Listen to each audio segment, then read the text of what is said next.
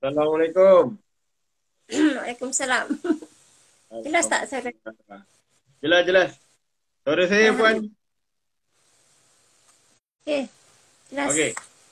Okey, jadi Alhamdulillah bersama kami lagi. InsyaAllah setiap Jumaat malam dan Sabtu malam. Ini bab ketiga. InsyaAllah kita punya kapsul Allah Sayang Kita bersama Puan Roha, penulis buku. Dan untuk kali ini, kalau tuan-puan yang menonton kami, Alhamdulillah terima kasih. Bab pertama, Puan Roha ada cerita pasal bab sabar. Allah ada untuk kita. Kemudian kecil tapi hebat berkenaan dengan syukur. Dan untuk bab ketiga ni, tajuk dia ada apa pada baju. Saya dah baca dan lepas baca bab ni saya perasan Puan Roha dia nak ajak kita lah pembaca nak ambil berat berkenaan dengan bab menutup aurat lah. Yang mana benda ni dia macam kecil tapi hebat tadi tu. Dia macam isu yang orang ambil remeh dan kadang ambil mudah. Tapi sebenarnya benda ni kalau yang dah memiliki buku Allah Sayang Kita ni, banyak sebenarnya. Puan Roha kongsikan dalam bab 3 ni, Allah sentuh bab baju. Jadi nak tahulah orang cakap sebelum kita masuk soalan untuk intro lah. Kenapa Puan Roha terpanggil untuk berkongsi tentang ada apa pada baju? Silakan Puan. Okey, masya-Allah. Terima kasih. Uh, Assalamualaikum warahmatullahi taala wabarakatuh. Terima kasih Encik Amir. Alhamdulillah diberi kesempatan lagi untuk kita bersama pada malam ini. Okey. Kenapa saya ambil bab ketiga tu cerita tentang baju? Masya-Allah. Kalau kita lihat baju kan simple. Simple sangat. Pakaian lah, semua orang berpakaian. Berpakaian tu satu perkara yang mestilah, yang mesti ada. Okey, jadi kalau kita lihatlah baju tu perkara yang sangat penting sehingga dalam Al-Quran Allah banyak ceritakan tentang baju. Antaranya kepada perempuan sendiri tentang aurat. Kemudian saya bawakan dalam kisah tersebut, kisah Nabi Yusuf berkenaan dengan baju kan. Macam mana Allah cerita Nabi Yusuf tu bebas dari fitnah disebabkan oleh baju. Dan baju juga sebagai bukti bahawa Nabi Yusuf masih hidup. Dan baju juga dijadikan oleh saudara Nabi Yusuf untuk mengelirukan ayahnya, mengatakan Nabi Yusuf dah meninggal. Masya Allah. Jadi baju tu juga kita lihat banyaklah aspek yang boleh kita bawa. Sehingga kan saya rasa kisah baju ni sangat penting untuk saya bawakan dalam buku Allah Sayang Kita. Maksudnya baju tu menunjukkan Allah sayang kita. Masya Allah. Okay. Secara ringkas. So, bukti Allah sayang kita salah satunya pakaian. Allah bagi kita pakaian, bagi kita baju. Jadi bila dalam bab 3 ni yang saya baca, saya perasan Puan Roha ada masukkanlah kisah macam mana beliau dan student dekat APT. Macam mana awal SEM, ya Allah, cantik. Tapi selepas tu, biasalah orang cakap suasana dekat APT itu mempengaruhi pemakaian kita punya student. Jadi sebagai seorang pensyarah lah Puan, nak tahulah kenapa bab pakaian ni Puan melihat dia sebagai satu aspek yang penting lah untuk di-highlightkan. Utamanya kepada kita punya student IPT ni. Okey, terima kasih Cik Amir. Okay, jadi bila saya kan mengajar di Politeknik, jadi kebanyakanlah majoriti pelajar saya adalah pelajar remaja. Tapi remaja ni kita tahulah kan nak cantik, nak berhias. Jadi pakaiannya pun agak woke lah mengalahkan pensyarah kan. Jadi kat situ saya nampak salah faham. Salah faham di kalangan pelajar tentang menutup aurat. Di mana kebanyakanlah, tak semualah, mungkin sebahagian daripada mereka berfikir tutup aurat ni pakai tudung sahaja. Tapi bajunya lengan pendek, lepas tu ketat, seluar pula ketat dan sebagainya. Bahkan sebelum pandemik itu, Cik Amir, di mana ada trend pelajar perempuan pakai seluar tu besar tapi singkat. Singkat tu atas buku lali. Kan kalau Rasulullah kan suruh lelaki kan pakai seluar atas buku lali, macam terbalik pula. Di mana pelajar perempuan pakai seluar atas buku lari. Mana yang saya nampak setegur lah. Sebab mereka tak pakai stokin, jadi nampak aurat. Maksudnya seolah-olah akhir zaman berlaku sesuatu yang terbalik lah. Agak pelik. Jadi itulah kalau kita lihat sedih jugalah. Maksudnya pemahaman mereka tentang tutup aurat sangat nipis. Satu lagi bagi mereka tutup aurat ni hanyalah dari segi peraturan. Datang kelas saya tutup aurat di luar kelas, di luar kampus lah. Jumpa mereka di pasar malam, jumpa mereka di kedai. Tak pakai tudung terutamanya pelajar perempuan. Kalau pelajar lelaki tu kita lihat seluar pendek lah. Ketika bermain bola, bermain sukan di padang sebagainya. Masya Allah. Itulah sedikit. Kiranya, yalah, terpanggil lah orang cakap sebagai pensyarah. Bertanggungjawab lah sebagai menyentuh bab tahsiah. Sebab memang benda ni pun, bagaimana IPT pun saya percaya dia ada apa panggil tahsiah lah. Utamanya kalau kita yang Muslim ni, lagi-lagi Puan Roha mengajar subjek agama kan. Jadi saya nampak memang relate lah dengan apa yang ditegur tu. Jadi itu kita sentuh kejap apa pelajar IPT. Kita nak tanya pula Puan Roha kenaan dia lah sebab kita tahu anak-anak ni lah daripada kecil kita nak didik mereka tentang pakaian. So macam Puan Roha sendiri, kalau boleh kongsikan anak yang paling besar dah umur apa Puan Roha? Laki 19. So 19 tahun 19. Dah didik anak lah. Dengan ada anak perempuan, anak lelaki. So macam mungkin Puan Roha boleh kongsikan pada kami, pada penonton. Macam saya anak baru 8 tahun. Kecil lagi lah. So nak tips Puan Roha sendiri mendidik anak yang dah umur 19 tahun ni. Apa yang ditekankan kalau nak sentuh bab aurat ni? Okey, bagi pendapat saya lah, anak lelaki ni agak kurang sikit lah risikonya. Kalau anak perempuan tu lebih ketat lah. Sebab anak perempuan ni dari segi penjagaan aurat dia kadang kita kena pantau. Lelaki simple je kan, pakai t-shirt, pakai seluar, pakai tuala pun boleh keluar rumah kan.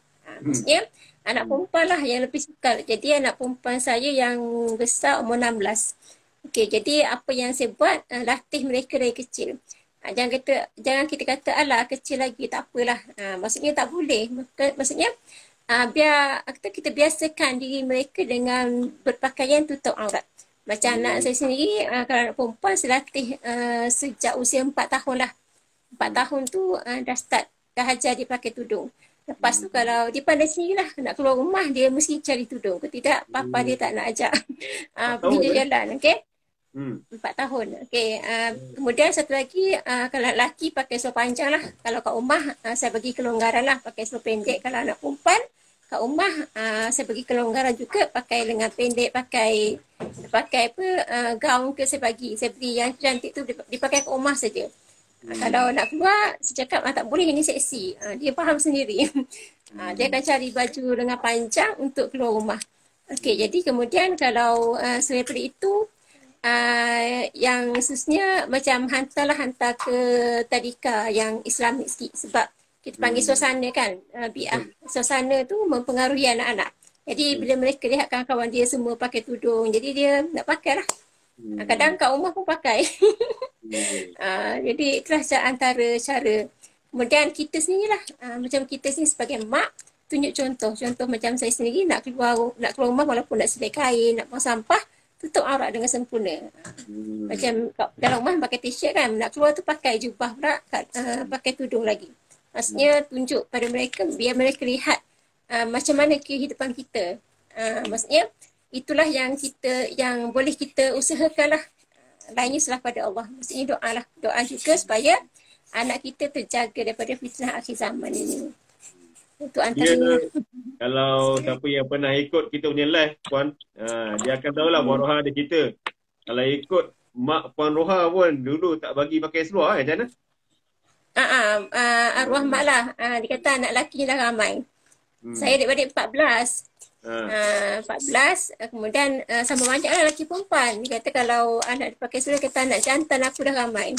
Tak payah nak pakai seluar. Jadi memang sampai sekarang pun saya memang tak ada baju seluar, cuma ada 1-2 saja untuk macam riadah ke ataupun jarang sangat lah. Kalau pakai seluar kat rumah anak cakap, mama pakai seluar macam pelik. Jadi tak ada stok seluar. Sehingga kan kalau sekolah ada sukan, saya macam rasa malu nak pakai seluar. Semacam segan. Dari kecil pun Tak kan, sampai dah rasa. dididik macam tu. So kiranya anak kita kena tunjuk contoh lah. Kita kena tunjuk contoh pada kita punya family lah. Kalau kita nak menasihat orang tu. So balik pada tadi student. Sebab saya berminat lah kalau pengalaman Puan Roha sebagai pensyarah kan. Jadi apa pendekatan yang boleh yang selalulah yang Puan berikan. Sebab saya perasan Puan ada kongsikan. Mula berlembut dalam buku tu. Tegur, baik. Tapi bila tak jalan, kita buat kenakan markah tahsiah lah. Tapi yang selain pada tu yang Puan Roha perasan lah. Antara benda yang diorang ni insyaAllah lembut hati. Bila kita tegur dia pun tak rasa macam kita ni. Yalah kita, diorang kan jiwa muda kan. Jadi pendekatan yang Puan Roha bagi pada mereka untuk sentuh bab aurat ni lah. Lelaki dan perempuan dekat CP ni. Okey, terima kasih Encik Amir. Jadi, mulanya saya di awal kelas biasanya kelas pertama saya dah bagi apa kita panggil peraturan untuk kelas saya sendiri. Pakaian pelajar lelaki, pakaian pelajar perempuan. Jadi, okeylah dalam bulan pertama okey, semua macam pakai baju kurung, lepas tu pakai kalau seluar pun pakai seluar longgar. Kemudian dah start, dah lama macam saya biarkan dia dah mula seorang saja pakai macam agak ketat lah. Kemudian kalau saya buat tak layan, akan ada pengikut dia. Dan kalau macam tu saya akan panggil lah, saya akan beri nasihat lagi. Kalau dibuat juga saya akan panggil secara personal lah. Personal. Dan kalau dibuat lagi, saya tolaklah markah dan sebagainya. Maksudnya, kita ambil rezeki kita ni sebagai kita panggil yang ada apa? Kita panggil ada authority untuk bertindak ke atas mereka. Jadi itulah caranya. Maksudnya kita boleh kawal mereka dalam kelas kita saja. Tapi kelas lain kita tak dapat lah. Kecuali kalau kita mereka di koridor kita nasihat lah. Itulah setakat kita boleh buat. Moga-moga hidayah tu Allah bagi kepada mereka. Masya Allah. Amin, amin. Dia nak tak nak memang yalah. Sunnah berjuang berdakwah ni dia kena istiqamah pun kan. Jadi ya, betul. Kena konsisten lah. Maknanya kepada para pengajar khususnya ibu bapa kan.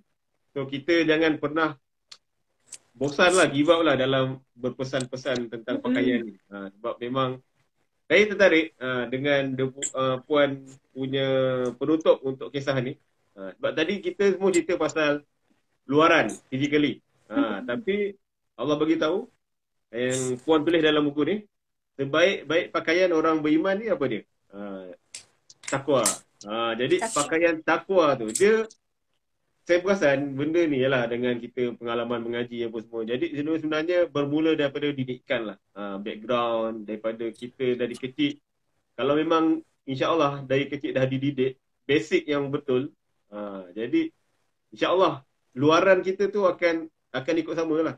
Jadi apa sebagai penutup kita malam ni, kita punya cancel ni sekejap je penonton, cancel kita 5 minit je. Jadi saya nak serahkan pada Puan Roha untuk simpulkan pakaian takwa dan juga pakaian baju luaran ni, apa yang boleh kita simpulkan malam ni Puan? Okey, terima kasih. Maksudnya pakai takwa kat sini Allah tak tetapkan pakaian takwa tu macam mana, cuma Allah cakap tutup aurat saja. Okey, jadi tadi dia ada pengkhususan lah. Contohnya kita kata tutup aurat, saya cakap kat pelajar, tutup aurat kat sini bukan macam ustazah pakai jubah, pakai tu labuh semua, tak ada. Sebab ini pakaian saya. Saya selesa dengan pakaian ini. Jadi awak selesa macam mana? Kalau awak selesa pakai seluar, boleh pakai seluar tapi kena longgar. Pastikan awak tengok pada cermin, nampak tak bentuk badan awak. Okey, baju pula macam mana? Tak nak pakai jubah tak apa, pakai baju yang longgar dan labuh. Labuh tu kalau boleh bawah punggung lah. Kalau nak lagi bagus, sampai lutut. Sebab bahagian tersebut memang terpengaruh dengan golongan lelaki. Golongan lelaki akan tumpu di situ kan. Kemudian tudung pula. Tudung ikutlah nak pakai tudung style apa. Maksudnya syarat tu bebas. Macam tu Ustaz Azhar katakan, tak wajib pakai tudung tapi wajib tutup aurat. Kalau tak ada tudung, pakai kotak pun boleh. Letak kotak kat kepala. Sekarang orang tak nampak rambut kita. Tak nampak aurat kita. Masya Allah. Jadi Islam ni mudah. Tapi ramai yang ambil mudah. Itulah kita lihat. Kadang-kadang apa yang Islam bawa tu dah mudah dah bagi kita. Kadang kita ambil mudah ataupun kita sendiri yang menyusahkan diri kita. Kita menganggap tutup aurat tu susah. tu ramai yang wanita ataupun pelajar remaja dia rasa macam susah. Padahal itu mudah sahaja.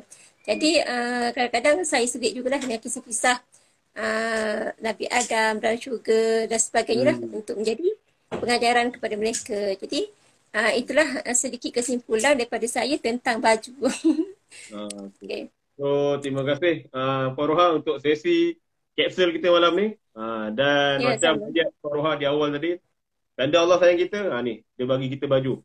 Tak kisah baju apa, tapi baju ni lah yang menutup kita punya aurat kita, dan nak macam mana tu terpulang pada keselesaan masing-masing.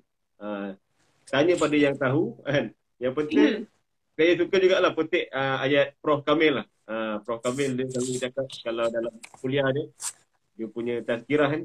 Nak tahu pakaian tutup aurat tak tutup ni, pakaian yang sama boleh buat solat. Itu je. Betul, masya-Allah. Ya. Jadi itu paling mudah lah.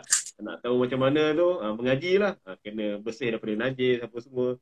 Jadi insya-Allah kita jumpa esok dengan bab keempat, kenapa Allah tidak nampak. Saya pelik ni baca tajuk ni. Kenapa Allah tak nampak? Bukan Allah Maha melihat, Maha mendengar, Maha mengetahui. Kenapa Allah tak nampak? Jadi nak tahu nak tahu apa maksud di sebalik tajuk ni. Dapatkan buku Allah Sayang Kita melalui Puan Roha atau kami. Dan insya-Allah kita jumpa lagi esok. Esok malam 9.10 insya-Allah. Assalamualaikum warahmatullahi taala wabarakatuh. Wassalam. Terima kasih Puan. Okey, sama-sama.